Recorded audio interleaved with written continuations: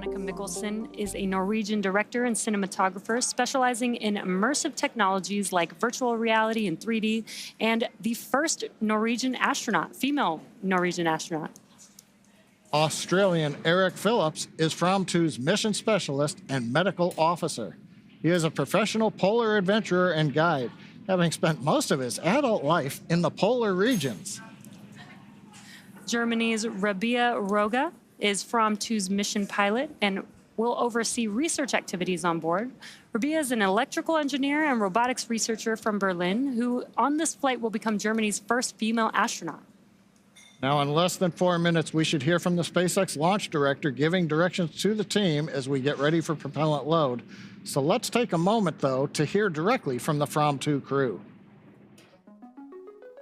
I am that person that you meet in a really remote area carrying a film camera and a really heavy backpack full of camera equipment.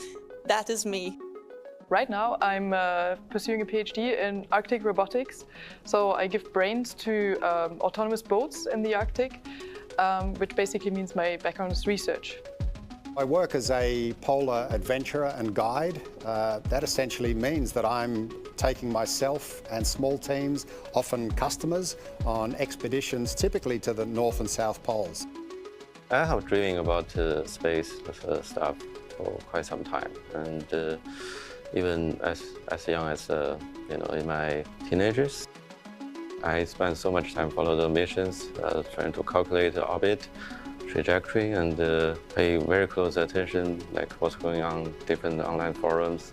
As a kid, I actually spent 5 years learning how to walk again and how to reuse my motor skills, like learning to walk, learning to run, learning to jump. And in that time period, I became space obsessed, and they were photographing the planet in 3D. I thought that was really cool. Project that tied me most to space was leading a student satellite project, which was my heart and soul. It is funny because I'm going to launch before the satellite. So I look forward to seeing it come after me, I guess. Looking back historically at how we all came together, we had this polar connection. We all have a connection to an archipelago of islands that is set in the Arctic Ocean called Svalbard. I spent quite some time on Svalbard, the northernmost city or town one can live in and work from. Every crew have a certain connection to Svalbard. Jannicke currently lives there, Chun has been there, Rabia and Chun have both joined me on expeditions there. So we kind of have this connective tissue, if you like. But it so happens that we're all bringing things into this mission that are critical. We will be doing something that is quintessential to humans and that is seeing things with our own eyes. Yeah, the Fram2 mission is like my baby. I planned and designed everything. I make a proposal. I think this is one of my life goals. Now, the crew is so excited to go to space today. Now, currently at Complex 39A, it's T-minus 47 minutes and counting. Now, a little bit earlier at the T-minus 1 hour point, we loaded a small amount of RP-1 fuel into the Merlin rocket engines. It's a process known as engine bleed-in. The next major activity in the countdown is coming up. The launch director and launch team are preparing for the propellant load and launch pole. The launch director will also check with the Dragon mission director for their readiness to launch. The launch director is electronically polling the SpaceX launch team for their go, no-go to load propellant and launch. Once the poll is complete, the SpaceX launch director will make announcements on control room lockdown and protocols for holds or launch escapes. And then they also remind the team that inside of T-minus 10 seconds, only the computer will be able to abort the launch. Now, once the launch director gives these instructions, he will clear the team to proceed with moving the crew arm away from the launch vehicle. A couple of minutes after that, once the crew access arm is in the stowed position for launch, the crew will be notified to arm their launch escape system on Dragon. Now, and there's the crew right now inside the capsule, just waiting for the clock to tick down. Now, once that crew access arm is retracted, the escape system is armed, that sets the conditions for propellant loading to begin on Falcon 9. Now, as always with Falcon, once we start propellant loading at T-minus 35 minutes, that will commit us to launching. So if we have to hold the countdown after that point, there would be a launch scrub, and we would need at least 24 hours until the next attempt. Now, currently we're starting to get some of the electronic signatures on the go, no go poll. Next up, we ought to hear the SpaceX launch director giving the instructions to the team at approximately T-minus 45 minutes. So we're going to listen in right now to the countdown net.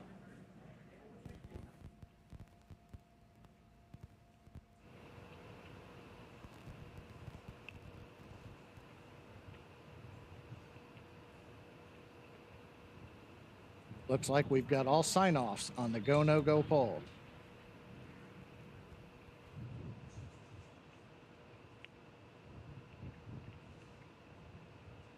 Now, as we mentioned, once we get the instructions to the team that Jesse just talked about, then we'll hear the next instruction, which is to prepare and retract the crew access. Station operators on countdown. The time polling is complete. Dragon and Falcon teams have pulled go for propellant load and launch. Stand by for control room and abort protocols. Now that's the great news we're For waiting all for. operators in MCCX and Hangar X, both control rooms go into lockdown in T-minus 45 minutes. Will remain in that state until the launch escape system is disarmed. All operators are to remain at their console and maintain a sterile cockpit until MD confirms successful disarming of the launch escape system following orbit insertion or propellant offload in the event of a scrub.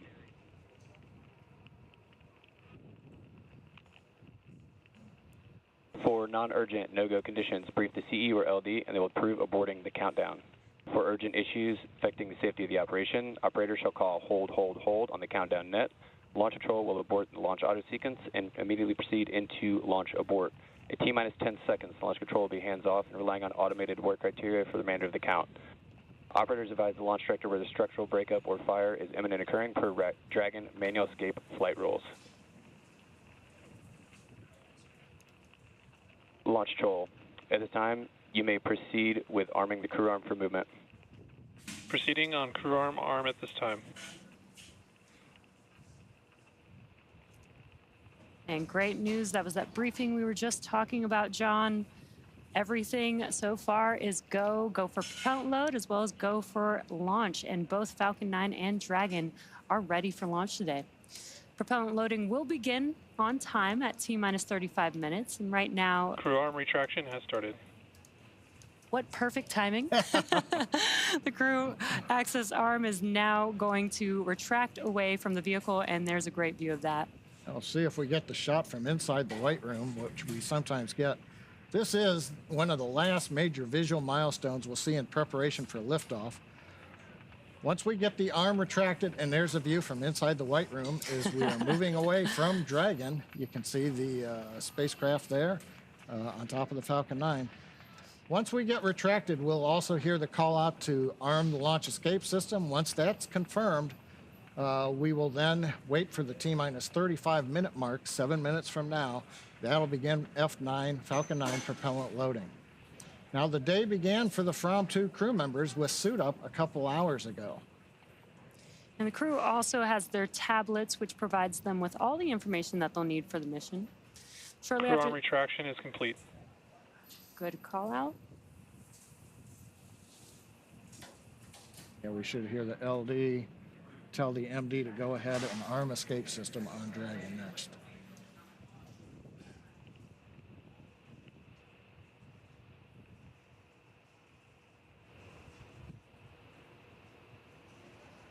I think right now they're just waiting for the last data confirmation that the arm Dragon, is retracted. SpaceX, you are go for Section 6, close visors, and arm launch escape system. Dragon, copy. And there's that call out that John just mentioned. Now they, visually you could see that they closed their visors and... SpaceX Dragon, visors closed, arming launch escape system.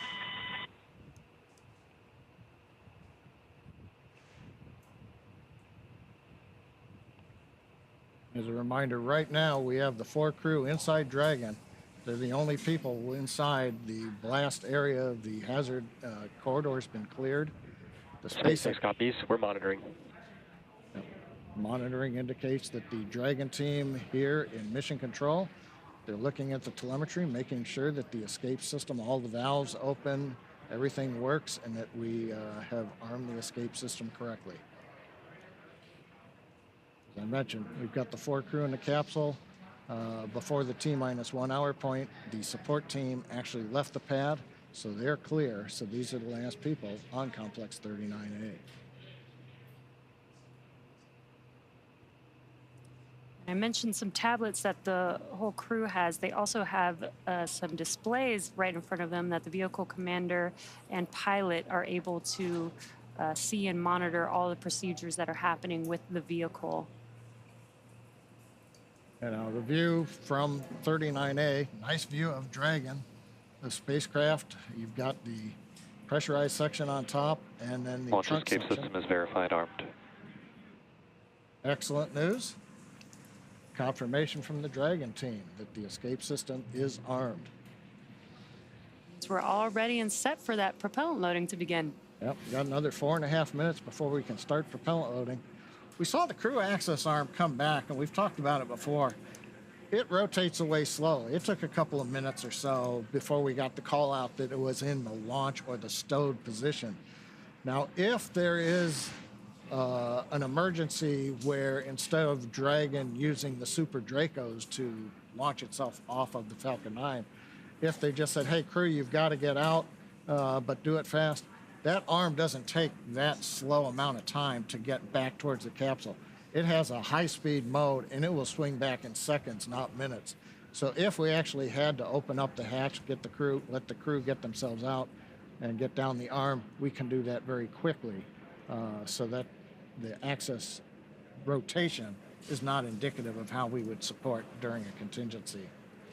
Yeah, exactly. We've thought through a lot of these procedures, and while everything that you've previously seen on crew launches seems very standard, we do have scenarios and have set up the crew and the vehicle and the launch pad for all of these scenarios, including a first-of-its-kind escape system, which provides escape capability all the way to orbit. You can't really see them, but the little cutouts or the scalloped areas there, that's where the Super Dracos are located. There are 8 of them around the perimeter of the spacecraft. But the rocket engine nozzles are closed out, just keep any of the Florida bugs from flying in there. So it's all closed out, and it should stay that way through flight. We got to keep the FOD out. That's a fancy acronym for bugs. Now, you may have noticed a moment ago when we had the view out over the ocean, some flashes of lightning. Expect loud venting from the vehicle in 30 seconds. Yeah, that announcement, loud venting to the crew, that's as we're getting the Falcon 9 ready to begin loading propellant into the tanks. Yeah, and you're going to hear these kinds of call-outs. The crew is inside of Dragon, so they can't see what's happening outside of the vehicle, but they do hear a lot of sounds that are going on as the vehicle is preparing for liftoff. So the Falcon 9 tanks are venting for the start of propellant load. We're right on time, inside T-minus 37 minutes. Yeah, so the Corps is announcing these events so that the crew is aware of what's going on with it. Give them situational awareness, or SA as we call it. Now, right now, we're waiting for Falcon 9 propellant loading to start. That's our next major event in the countdown.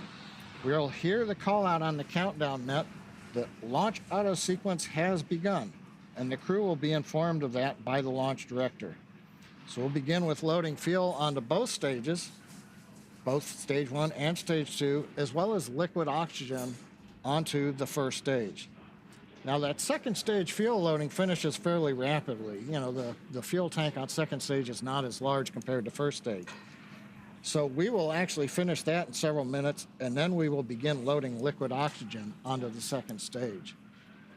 Now, as we wait for another minute for the start of propellant load, I was talking about the lightning we saw.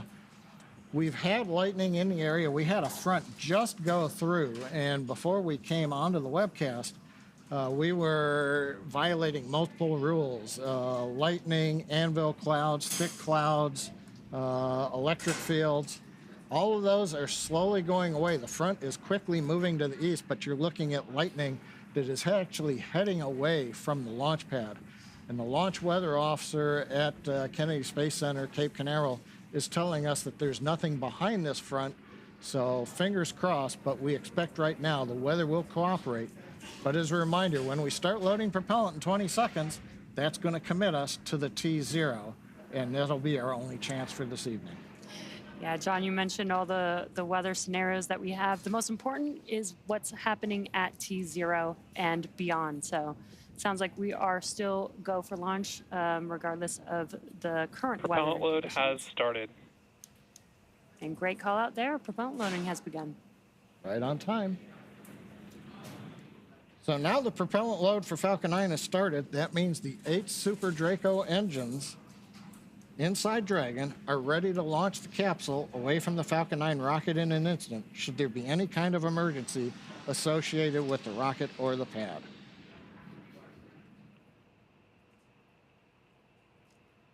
And we're now at T-minus 34 minutes and 26 seconds from liftoff. Dragon was loaded with its propellants about a week and a half ago, just a few miles down the road at what we call Dragonland. And in order to fly, Dragon needs a fuel and an oxidizer. For the fuel, we use monomethylhydrazine, or MMH, and nitrogen tetroxide, or NTO, for the oxidizer. Together, these propellants feed the Draco engines that maneuver Dragon on orbit, as well as the 8 Super Draco engines that would power the launch escape system in an abort scenario.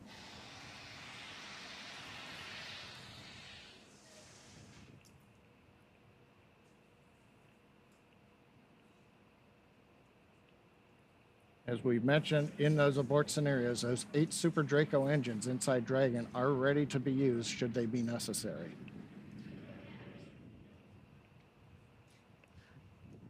Now, we've talked about both of the vehicles that are going to take the crew to space, but let's bring it back to the crew. To prepare for today's flight, our teams at SpaceX spent the last several months working with the crew as they learned about orbital mechanics and how to live in microgravity. SpaceX's civilian crews go through the same rigorous training as astronauts on SpaceX's NASA missions. Now, the training program includes nearly 100 different lessons covering all aspects of the flight. The team also spent time at the launch pad working through emergency procedures that would be necessary in the unlikely event of a pad abort scenario. The crew participated in additional training activities, including a wilderness trip in Alaska, to ensure they were all well prepared to face close quarters and harsh conditions before going off into space. Now, this included 5 days of sea kayaking and camping, working as a team with limited basic resources and in very challenging conditions, also known as getting comfortable in uncomfortable environments. And all of that has helped prepare the crew for their first journey to space. The crew also trained extensively on the research they'll be performing in space. And to tell us all about that, we'd like to welcome Marissa Rosenberg to the show. Marissa is a senior medical research engineer at SpaceX and is on the team here helping to bring all of this great research to space. Thank you so much for joining us, Marissa. Thank you for having me. Now, as with all of our private astronaut missions, there's generally a lot of science and research that is going to be conducted in space, and Fram2 is no exception. I understand that we've got, I think, about 22 experiments that we're going to be conducting over the next 3 to 5 days in orbit. Can you talk to us a little bit about some of the more involved or interesting ones? Yeah, absolutely. When I first sat down with the Fram crew and asked what kind of research they were excited about, they really emphasized exploration.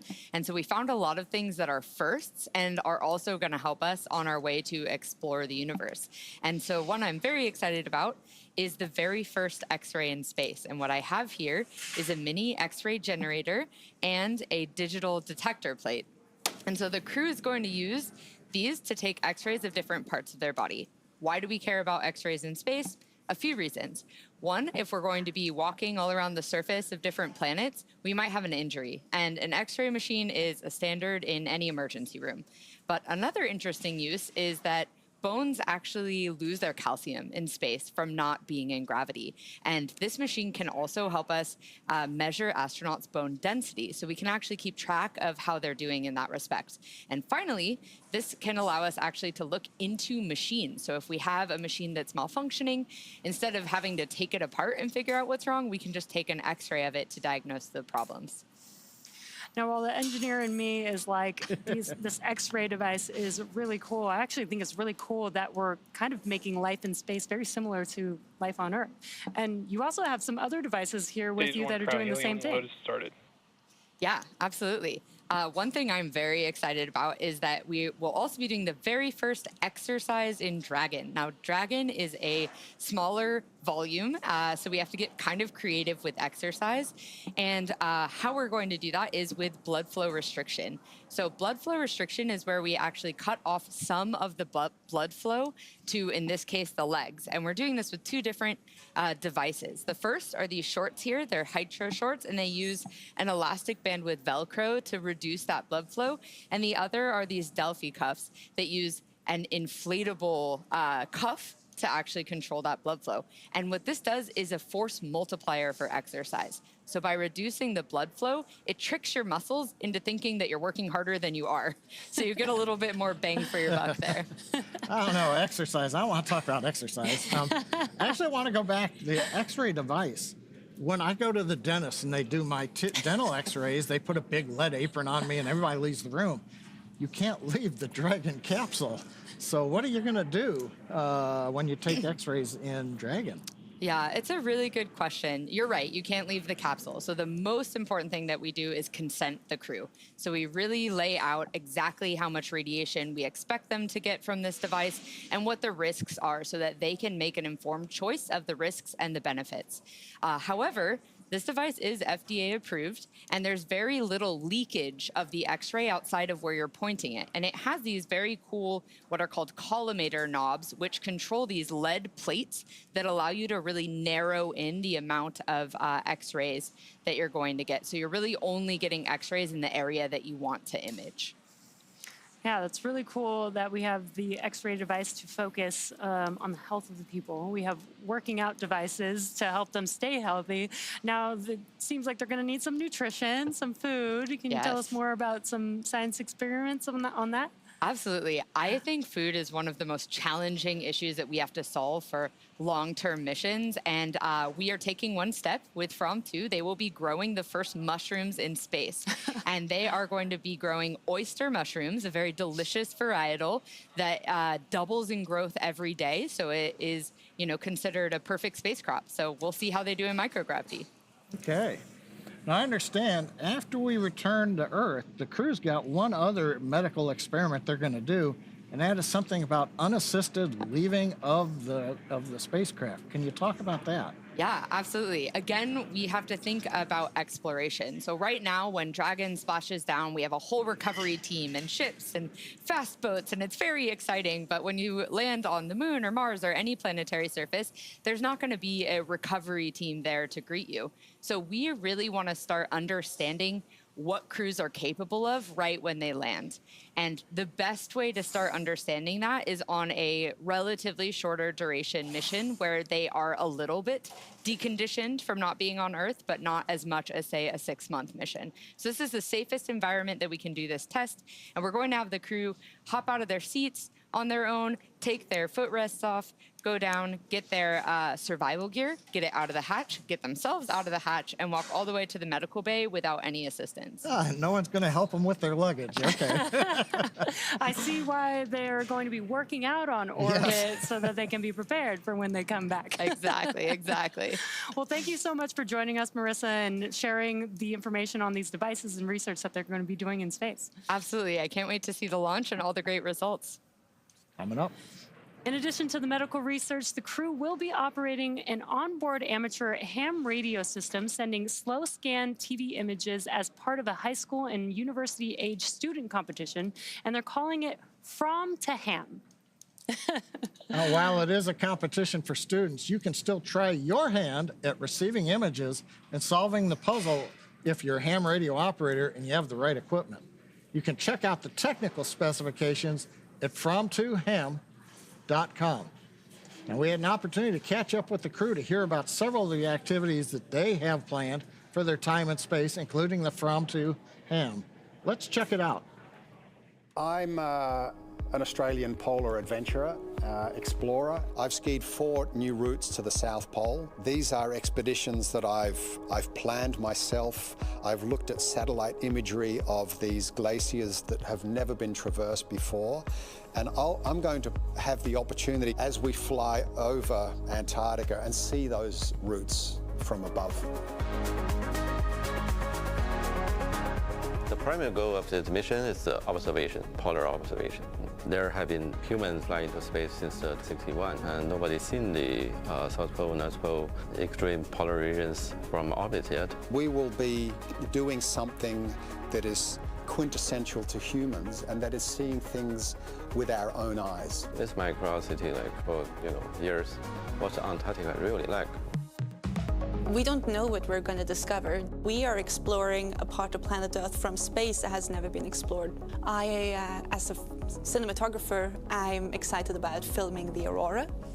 That is a visual indicator for us to understand a lot about space weather. What does the aurora consist of? What's the density of aurora? And actually flying through the aurora, capturing this in both 2D and 3D.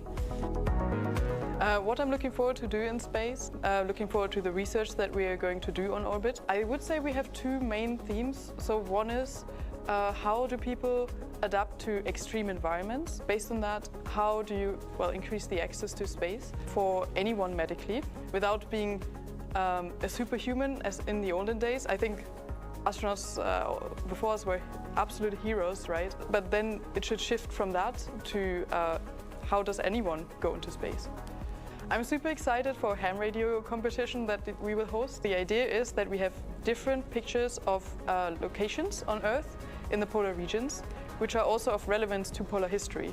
But then we cut them up, mix them up, and we're just going to send them down through the radio, and people have to puzzle them together in international teams. Another thing that we plan to do in space is that we're bringing a synthesizer, and we want to sample some sounds that we can hear in space, some of the thrusters firing, for example, and integrate that into one jam, I think, which would be pretty cool.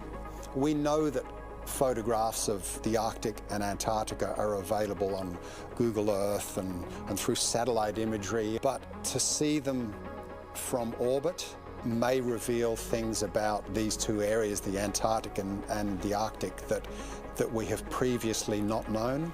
Some people may think it's a tourist mission. I don't mind that. It's up to you to define what's a tourist mission, but for me it's an exploration. Dragon is the first private spacecraft to take humans to the International Space Station, and it's currently the only vehicle capable of returning significant amounts of cargo back down to Earth. Now, the crew will spend all their time in the pressurized section, which is the top portion of the spacecraft. This area allows for the transport of people in environmentally sensitive cargo.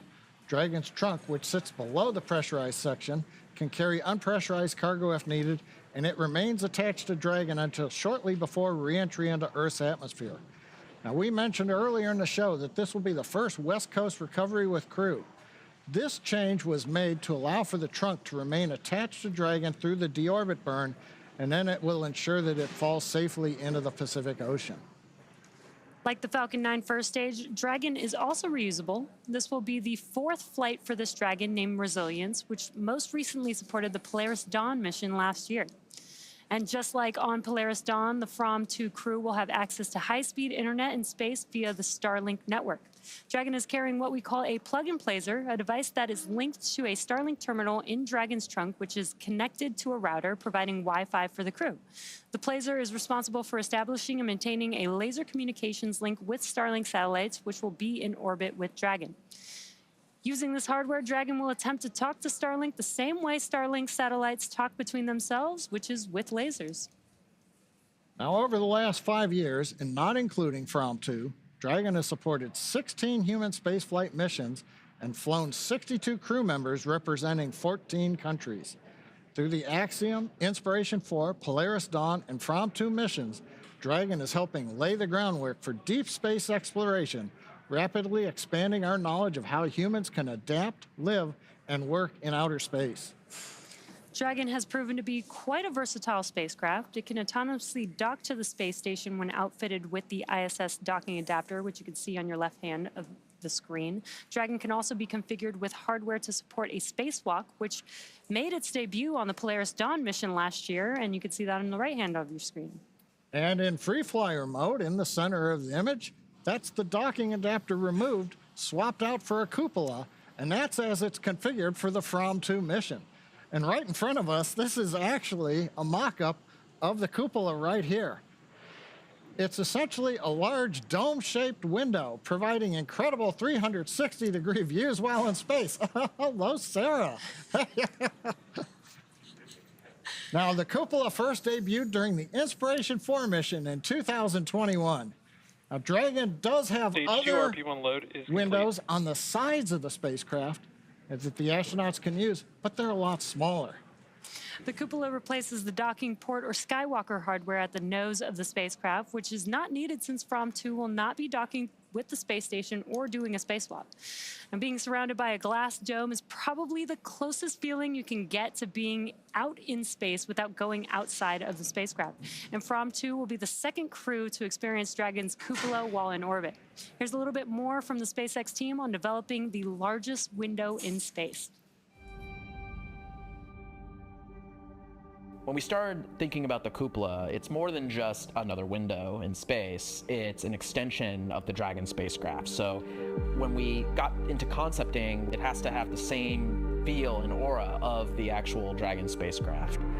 You are go to open the forward hatch for cupola use, and please enjoy the best view of the planet. When the forward hatch first opens, you can look up and you see immediately that there's a large window up there with the 4 Draco shields protecting the bubbles from the Draco pulses. If you look at the videos from Inspiration 4, you can see their jaws all drop just looking out the forward hatch, not even being in the cupola.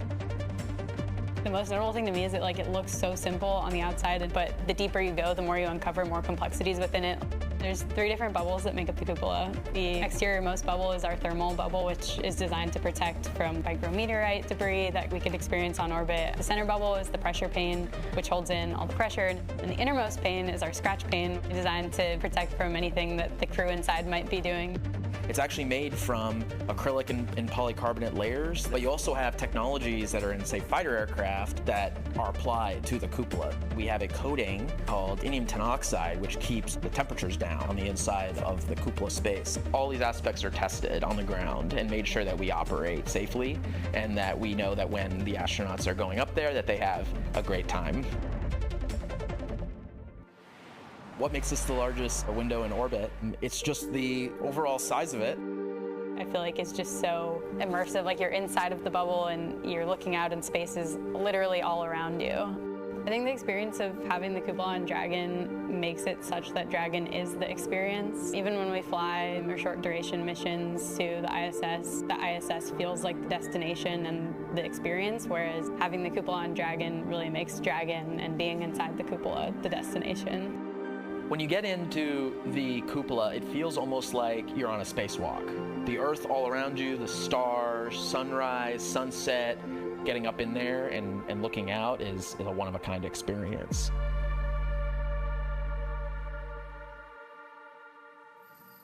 Now, joining us now are 2 SpaceX engineers who made their spaceflight debut on Polaris Dawn. They're going to help share what's going to space in a Dragon, what it's like. Welcome, Sarah Gillis and Anna Menon. It's so great to be here with you. Thanks for having us. Yes, thank you so much. We're thrilled to be here. Anna, Sarah, we're super excited to have you with us today. And for those of you who are not familiar, Sarah and Anna spent nearly 5 days in orbit, along with their crewmates Jared Isaacman and Kid Petit. Polaris Dawn flew higher than any Dragon mission to date, reaching the highest Earth orbit ever flown. And the crew completed the first ever commercial extravehicular activity with SpaceX-designed EVA spacesuits. So we're excited to have them with us today to add some insight from that firsthand experience. At this point, propellant loading has begun on Falcon 9 as Fram2 prepares for liftoff in about 16 minutes from now. I'm sure you both remember what that was like. What do you think the crew is doing right now, and what do you think is on their minds? You know, prop load when you actually get to commit to that is a really big milestone in this. And so I'm sure the crew is all focused, really preparing for the operation ahead. As prop load starts, you start hearing the vehicle come alive. You have massive valves on Falcon that are opening as prop starts flowing into the tanks, and you can hear it. The whole thing shakes and moves. In the capsule, you actually feel that. The whole rocket sways at times. So I'm sure they're going to be experiencing all of that and, really getting into the operational mindset before launch. Yeah, that's so cool. John and I have been working on Falcon and the whole time we've been here, but you guys got to experience what Dragon feels like and sounds like. It's just really cool. Incredible ride. Yes. Yeah, right now, you both are very familiar with Dragon, but not based on your spaceflight experience, but the roles that you had even before you flew in Dragon. What were those roles that you were involved in? Absolutely. So I actually started as an intern at SpaceX a long time ago, working on the interior of the Dragon spacecraft, helping test the interfaces. That led to building the astronaut training program here, supporting Bob and Doug through preparing our first crew to go to space. And then that led to supporting the Inspiration 4 crew on the first all-civilian mission. And I worked on the operations team, and one of my favorite parts of that job was working in mission control. So one of my roles there was as a mission director. And the mission director is the person that leads that team behind us in mission control. It's the team of engineers and experts in systems, and together that team helps fly the Dragon mission. They respond to anomalies real time if they occur, they help keep the astronauts healthy and safe, and they help ensure all of the mission objectives are accomplished successfully. Now, the Dragon that's supporting today's Fram2 mission, that's the same one that you all flew in on Polaris Dawn. So Jesse and I haven't been inside Dragon, we're Falcon. But what's it like living on orbit inside of a Dragon, or even going through the countdown right now? Living in Dragon is absolutely incredible. It feels like a Dragon is alive around you. So you have the sound of fluids moving through the walls around you as you're living in there. You hear valves opening and closing, and periodically you hear the Dragon Draco thrusters firing as Dragon works to keep attitude control. And then also when we do burns, it's a whole melody. And so it feels like it's alive around you. But then on top of that, you are getting to float in this 3D environment. And that means that you get to really use all of the surfaces around you. You get to use the ceiling, the floor, the walls, and you get to really float around. But I think what's really exciting is that this Fram2 crew gets even more space than we had. They have the cupola, so that expands their 3D environment and also provides them this really spectacular view of our planet. I cannot wait to see the imagery that they get to share with us through that view. I like how you said the melody, and it's right at the shot of you with the violin. Cupola versus Skywalker, is there a Dragon you'd like to fly in? Oh, man. The spacewalk was extraordinary, so I'm really grateful we got to do that. But I think the views they're going to see through that cupola of the poles are going to be astonishing. I'd say any Dragon is a good Dragon. I agree. Any Dragon is a good Dragon. We are so excited to hear so much more about your guys' experience as we count down to Fram2's launch today.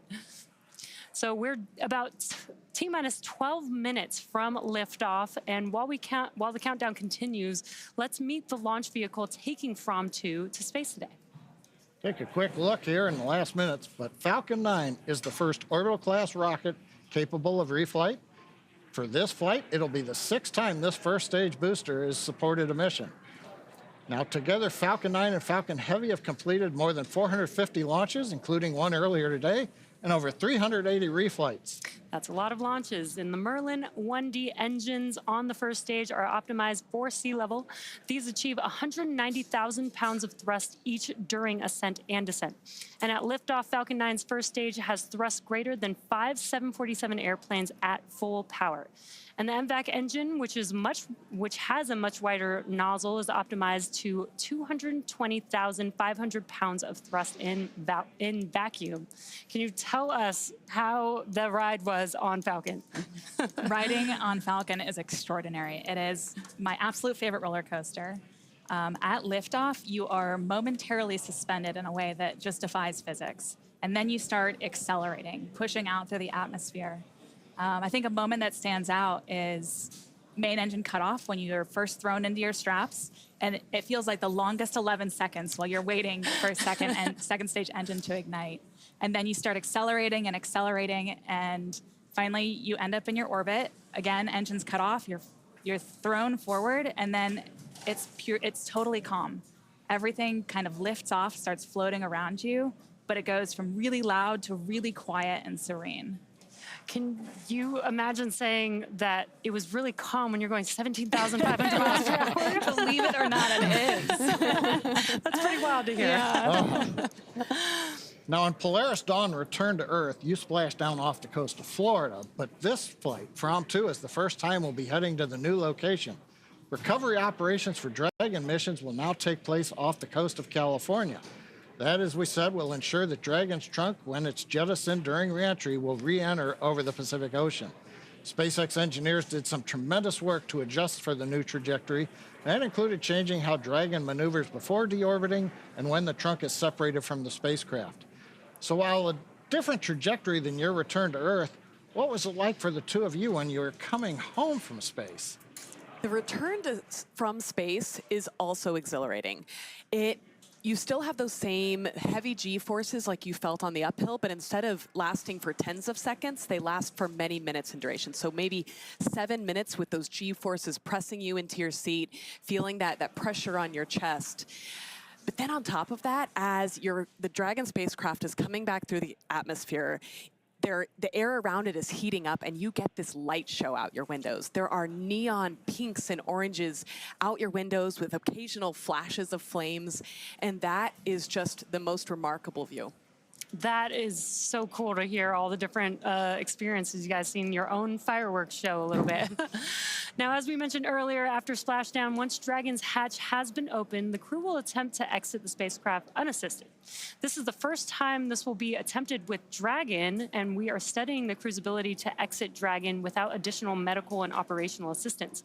Exiting the spacecraft without help will become more important for missions to places like the Moon and Mars, where the crew may need to exit their landing vehicle unassisted. Okay, we've just got a few seconds before we get into the next major event in the countdown, but we're going to put you on the spot. You're the only two of us that have been to space and have gone through the splashdown. What's it like trying to get out of the capsule? Do you want dolphins? The dolphins were incredible. It's very interesting readapting to gravity and taking those first steps. I think it's a great research experiment. This is seat 1. How many times have you been to the South Pole before? To the South Pole, around 10 or 12 times, but to both poles combined, around 30. How long did you take to ski there? My last expedition in Antarctica, I skied a new route they're up talking to the crew about their Fourth Glacier and across the plateau to the South Pole. This expedition was almost 900 kilometers, and it took me 50 days to complete. Can you believe that in just 42 minutes we'll fly from here in Florida to the South Pole? Unbelievable.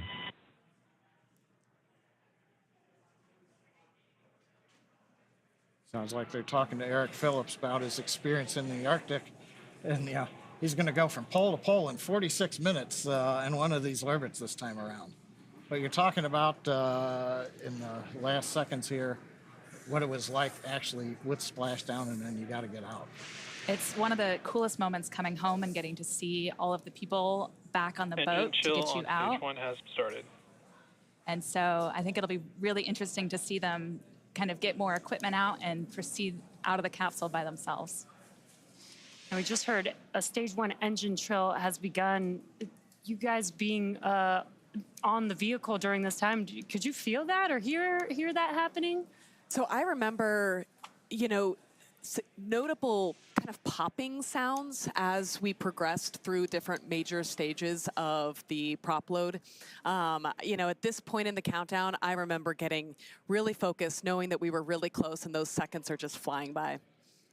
I'm sure there was a lot of other things on your mind. Stage 1 RP1 load is complete. Oh, we heard the call out. Stage 1 fuel load's complete. We're right on the timeline. Right now, we're down to just liquid oxygen loading on the second stage. Now, were you hearing these kind of announcements from the Corps, letting you know where we were going through? Yep, they're keeping you up to speed on everything. You hear the loops coming through the spacecraft, and it's, as Anna said, it goes by so quickly in these last couple minutes before launch. Yeah, and we are just under a minute away from the Dragon vehicle transitioning into terminal count. That's where the internal flight computers will take control of Dragon. Did you guys experience any difference with that, or did it feel the same? That felt the same, but you know, we knew the words that indicated that transition, and so when that happened, we knew it was go time. Okay, T-minus 5 minutes, 23 seconds and counting. As we were just mentioning, we're coming up on the announcement to Dragon to configure for terminal count. We'll also be going to internal power on the Dragon spacecraft, so we're going to listen to the call out from the Dragon team and the core as we get through this next milestone in the countdown. Falcon 9 tanks are pressing for strong back retract. Dragon is in configure for terminal count. Great news. The strong back that you heard called out there is the transporter erector, which you can see on your screen just to the right of the vehicle. Now, what's going to happen is the clamp arms are going to open up first, and then the strong back, where the TE is going to begin to retract away from the vehicle, just about 2 degrees. And you can see it's very slow on your screen. The strong back is retracting. Good call out there, but you can see on your screen the clamp arms are beginning to open up. Again, once those are fully open, that makes way for the TE to move away from the vehicle. Yeah, and we heard the call out. We're pressurizing for strong back retract. We increased pressure into the Falcon 9 tanks, essentially stiffening the rocket so that we are then ready to open the arms up, release the load. Falcon 9 right now is standing free, except it's held down by arms at the very bottom of the Falcon 9. But you can see the arms around the second stage, which is just below the Dragon trunk, are opening. And now the strong back itself, the structure alongside the Falcon 9, will move about 2 degrees away from the Falcon 9.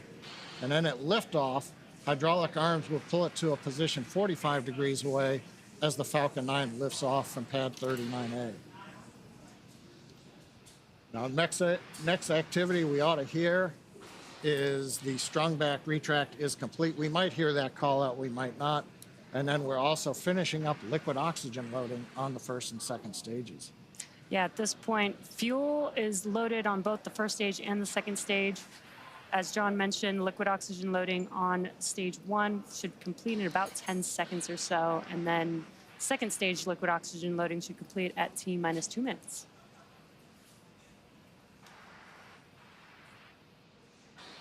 Just waiting to hear the call outs right now for stage 1 LOX load.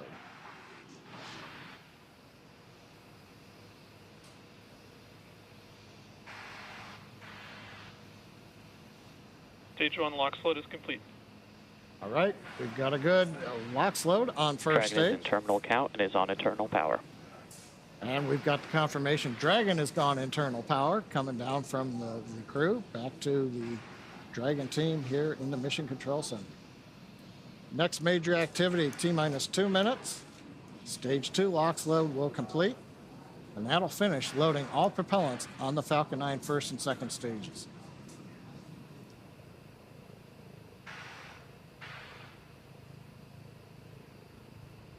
We do have a crowd building up here in front of Mission Control.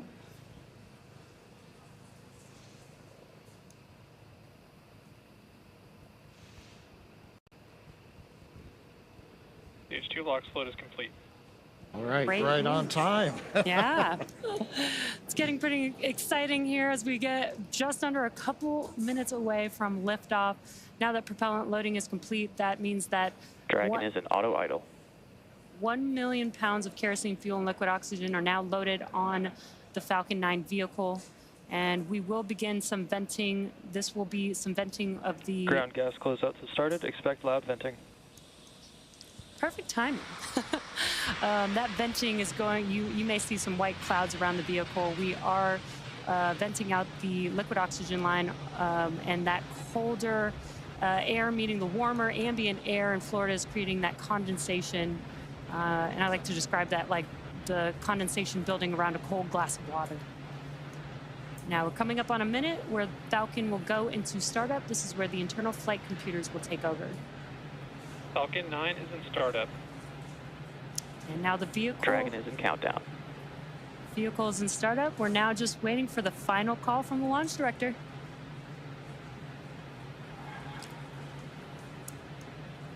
Dragon, SpaceX, go for launch.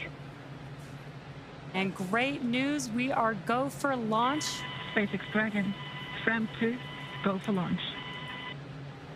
And heard one call from the crew. Seconds. One last call from the Fram2 crew. Let's watch as the Falcon 9 vehicle takes Dragon and Fram2 into space.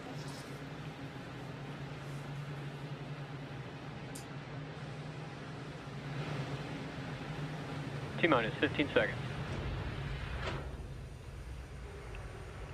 10, 9, 8, 7, 6, 5, 4, 3, 2, 1. Ignition and liftoff.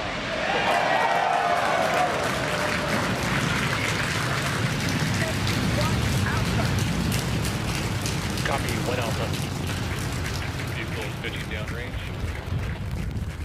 Stage 1 propulsion is nominal.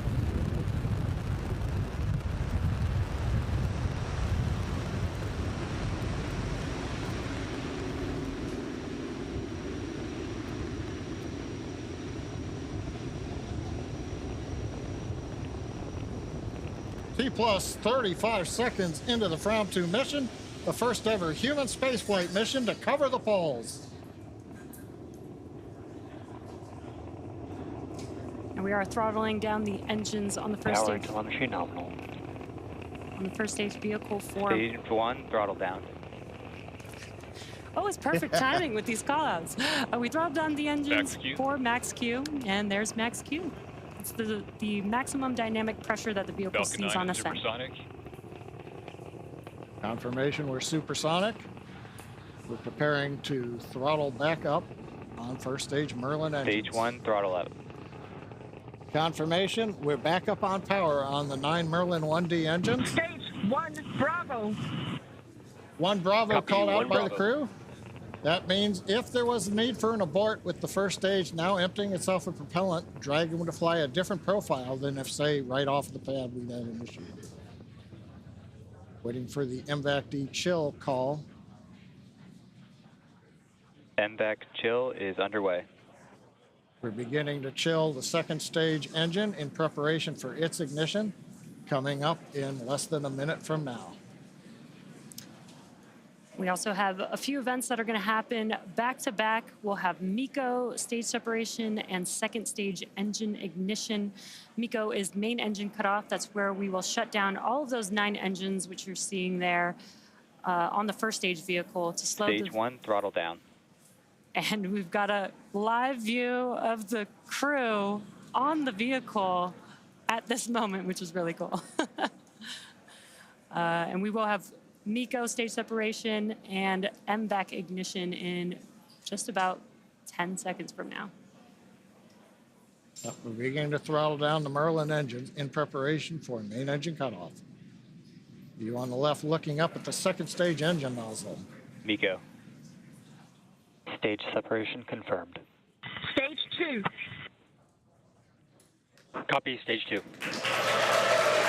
MVAC ignition.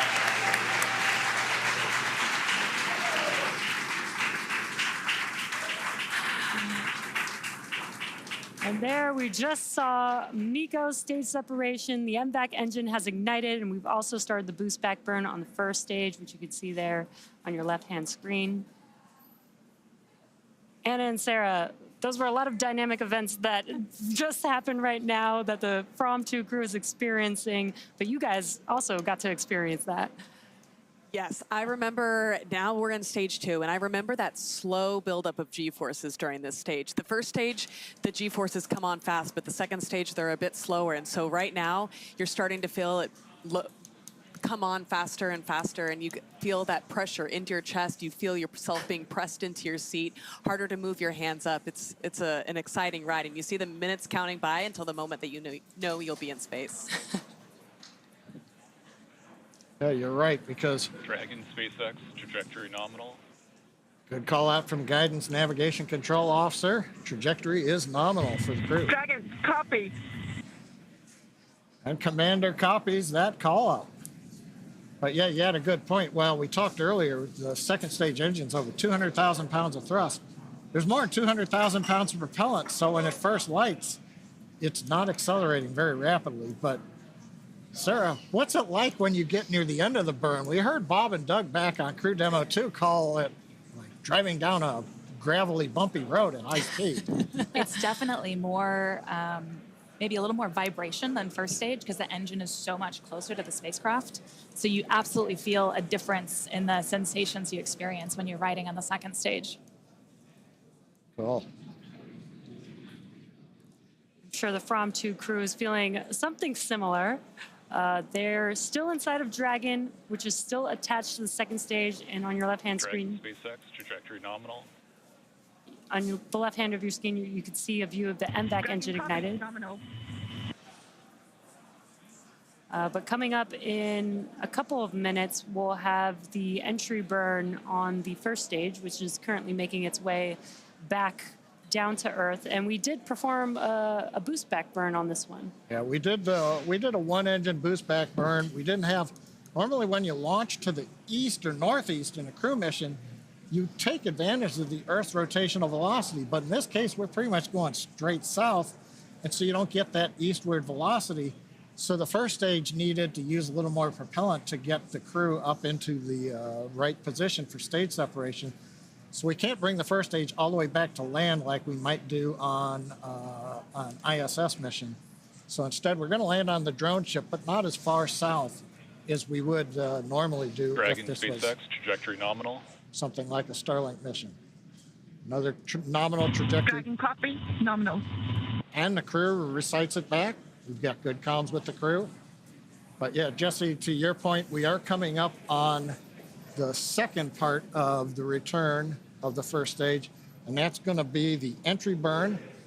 First stage will start the center engine and then light 2 additional engines.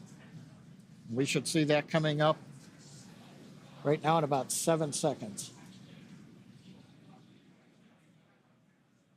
Meanwhile, the crew continuing to head to space.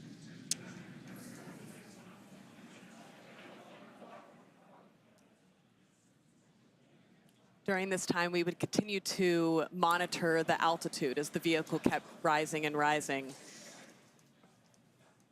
Yeah, you got the displays there where you guys can monitor that during the launch. Dragon, SpaceX, trajectory nominal. And we did see on the left-hand screen that the entry burn has begun. Copy, nominal. Entry burn did complete. We didn't hear any callouts, but we do have a green screen here. We have a good entry burn. Second stage continuing to head towards the separation orbit. First stage heading to the drone ship.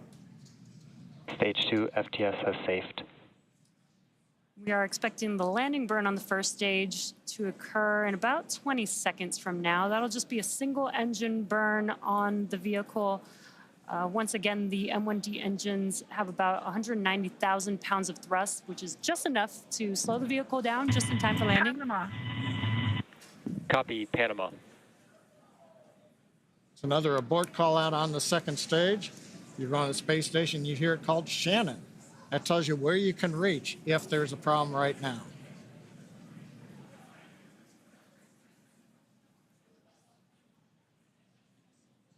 And we've now got video on first stage. Landing burn has begun. And a view from the drone ship. Legs are deployed. And touchdown after 6 flights.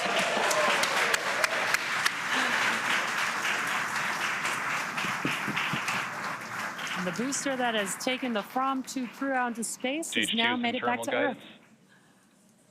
Yeah, Jesse, we just heard the call out. I don't know if you hear it in the capsule on your flight, but we heard the terminal guidance call. We've essentially reached the altitude. Now we're working the angular momentum of the orbit. So we're going to listen in. We're just seconds away from shutdown. And about less than a minute after that, we should have Dragon separation from the second stage.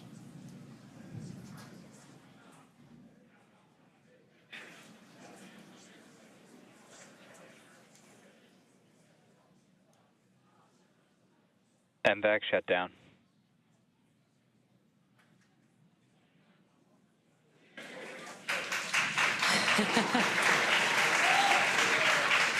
Dragon SpaceX, nominal orbit insertion. And great news there. We heard the call out for nominal orbital Dragon insertion. copy. Nominal. Dragon copies nominal. Launch escape system disarmed. Oh, another good call out. They're in orbit where they want to be. They've disarmed launch escape system. Doesn't need it anymore. We're 191 kilometers up. We've got the view of the crew. Right now, Dragon, or the second stage, is going through a very short period. We're making sure that we're pointed in the right direction. We've got the engine shut down, purging gas, and it's separation.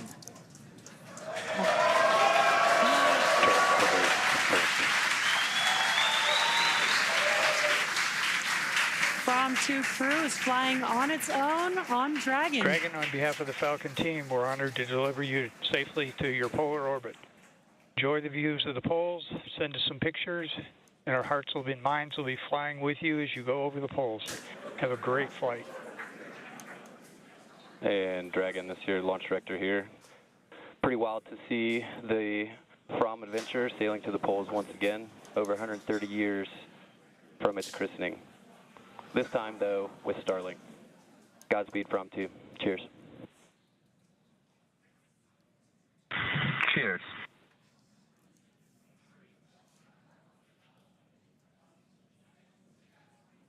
SpaceX team calling up to Dragon.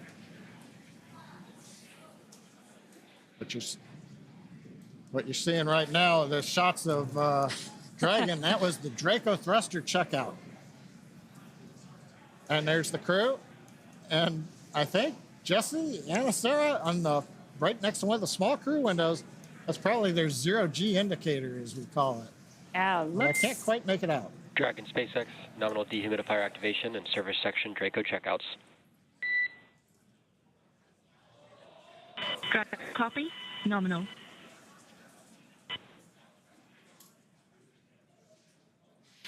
And as we don't have views, what you're seeing there on your screen is mission control here in Hawthorne. Again, the crowd that we had watching the Fram2 crew launch into space. We also saw the zero-G indicator. Hopefully we'll get another live view where we can see what the zero-G indicator was. You guys had a zero-G indicator on your mission, so you know, and I'm probably very connected with the tradition of being able to pick out the zero-G indicator. That was my first task as soon as we arrived on orbit, was to reach down and get the zero-G indicator out, our little dog asteroid. But I think it's honestly one of the coolest moments, the first time you arrive on orbit and suddenly physics has broken and everything is floating in a way that is so different than anything you've seen before. That's so cool to hear that from you, because seeing the zero-G is actually my favorite part of crew launches because of the same reason. Like, oh, it's the first moment you actually see that it's your evidence that they are in microgravity. Absolutely. But I also love the tradition of being able to pick it out and the meaning behind the zero-G for each mission. I've got to ask, the Dragon separation, it comes so quickly after the second stage. But when you got separated from the second stage, was there like a wave of relief, or was it business as normal? I think there was a sense of joy in, recognizing that there were so many important steps that had to happen in order to get us to that point, and recognizing that we had reached that point, but then also knowing that it was time to get to work. We had a lot of objectives ahead of us. It's really the moment the spacecraft comes alive. Like during Draco thruster checkouts, the nose cone opens, you activate your environmental systems. So you go from launching on a rocket to flying in a spaceship. And it's this really cool transition where now you are alone in your spacecraft in this little habitat keeping you safe for the next couple days in space. And at the same time, maybe it dawns on you that says, this isn't another simulation. We are here. This is it. We are in space. We don't go home today at the end of business. We're going to do our work.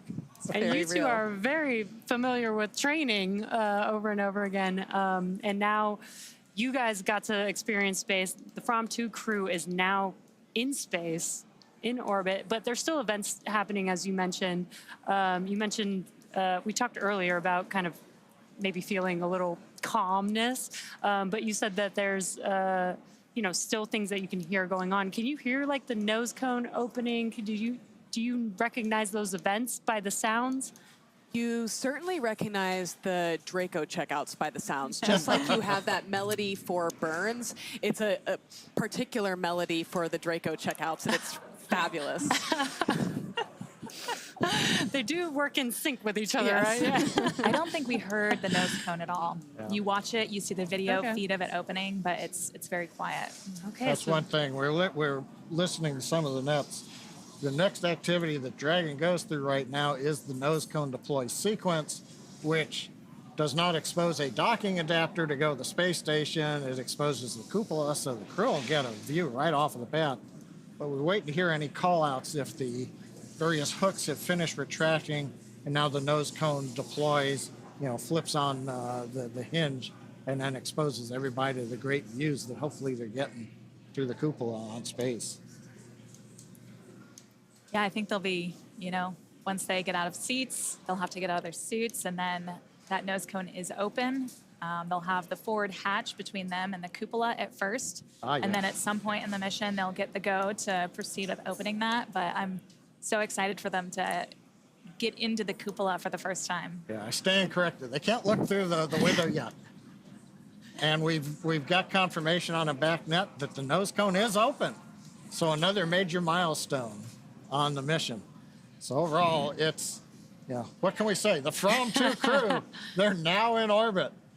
Now they're scheduled to spend up to 5 days in space before splashing down off the coast of California, becoming the first SpaceX crew to return to one of our new West Coast recovery sites.